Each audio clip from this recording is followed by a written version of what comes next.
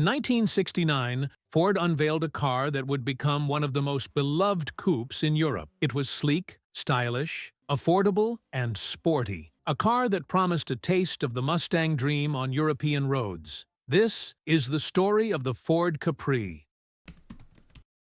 The Ford Capri was created to bring the excitement of the Mustang to Europe. By the late 1960s, the Mustang had transformed the American car market with its blend of style, performance, and affordability. Ford recognized that Europe lacked an equivalent, a mass-market sports coupe that ordinary drivers could aspire to own. The project was overseen by Philip T. Clark, one of the original Mustang's designers. His vision was clear, a car that captured the Mustang's spirit, but tailored to European conditions. Roads were narrower, fuel was more expensive, and buyers demanded practicality alongside style. To keep costs competitive, the Capri was built on the proven Ford Cortina platform, sharing components with one of Europe's best-selling family cars. This ensured reliability, affordability, and widespread parts availability, key advantages in the European market. Stylistically, the Capri delivered in full. Its long bonnet, fastback roofline, and rear-wheel drive layout gave it the proportions of a true sports coupe. Unveiled at the Brussels Motor Show in January 1969, it carried the slogan, "The car you always promised yourself." For many European drivers, Ford kept that promise.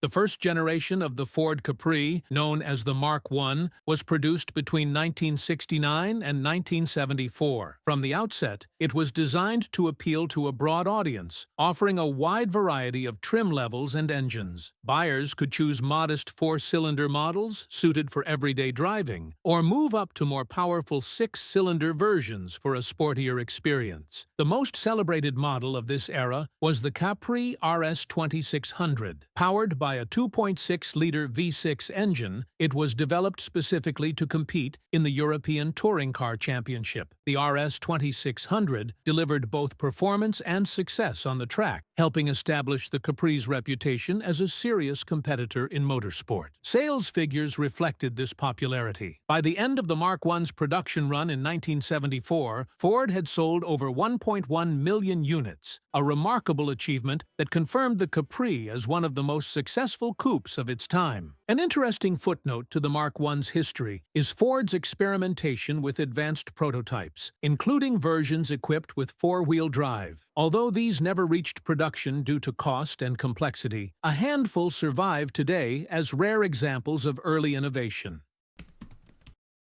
The second generation of the Capri, known as the Mark II, was launched in 1974. This version reflected the changing tastes of the mid-1970s, with a design that was larger, more angular, and more practical than its predecessor. One of the most notable updates was the adoption of a hatchback layout, which significantly improved everyday usability while maintaining the coupe's sporty image. Ford broadened the model range to appeal to an even wider audience. Entry-level versions came with economical four-cylinder engines, making the Capri suitable for daily commuting. At the other end of the scale, buyers could opt for the performance-oriented 3.0-liter V6, which offered strong power and a more engaging driving experience. This range of choices ensured that the Capri continued to attract a diverse group of customers. However, the timing of the Mark II's launch presented challenges. The 1973 oil crisis had shifted consumer priorities towards fuel efficiency, reducing demand for larger-engined models. At the same time, rising insurance costs for young drivers in the UK made sporty cars less affordable for their traditional audience. Despite these difficulties, the Capri Mark II retained a loyal following and remained a common sight on European roads. While it did not achieve the record-breaking sales of the Mark I, it successfully carried the model forward during a turbulent period for the car industry.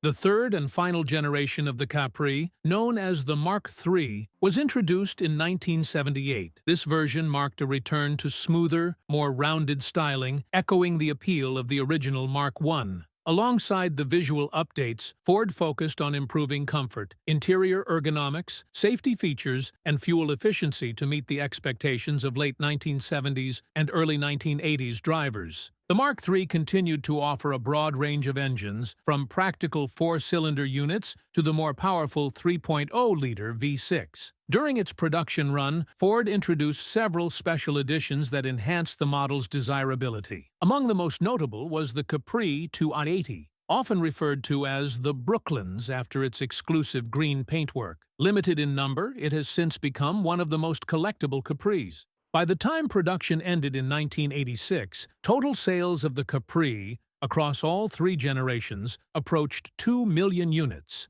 securing its place as one of Ford's most successful European models. However, the market had shifted. Hot hatchbacks, such as the Volkswagen Golf GTI, delivered similar performance with greater practicality, reducing demand for coupes. The Capri ultimately transitioned from mass-market success to a cult classic, cherished by enthusiasts. The Ford Capri established a strong reputation in motorsport, building on the success of the RS2600 in touring car competition. After proving itself in the European Touring Car Championship, the Capri went on to achieve success in a variety of racing series, including the German Racing Championship and the British Saloon Car Championship. Its balance of rear-wheel drive handling and adaptable engine options made it a competitive and versatile platform. Independent teams and tuners also played a major role in extending the Capri's racing legacy. In Germany, Zakspeed developed a series of highly modified Capris fitted with turbocharged engines. These machines were among the most advanced touring cars of their era, with the Zakspeed Turbo Capri winning the DRM title in 1981. The car's reputation was further boosted by the involvement of well-known drivers. Notably, Formula One world champion Niki Lauda competed in select touring events behind the wheel of a Capri, underscoring the model's credibility as a serious racing machine rather than just a road-going coupe. One of the most distinctive chapters in the history of the Ford Capri took place in South Africa. During the early 1970s, local engineer Basil Green, often referred to as the South African Carroll Shelby, developed a high-performance version of the Capri by fitting it with a powerful American V8 engine. These conversions transformed the standard coupe into a formidable performance car. The V8 models delivered significantly greater acceleration and top speed compared to the European six-cylinder versions. To cope with the increased output, they were equipped with reinforced chassis components, upgraded suspension, and stronger brakes, ensuring that handling and durability matched the new performance levels. Production of these V8 Capris was limited, and they were sold almost exclusively within the South African market. For many years, they remained virtually unknown outside the region, which has added to their mystique.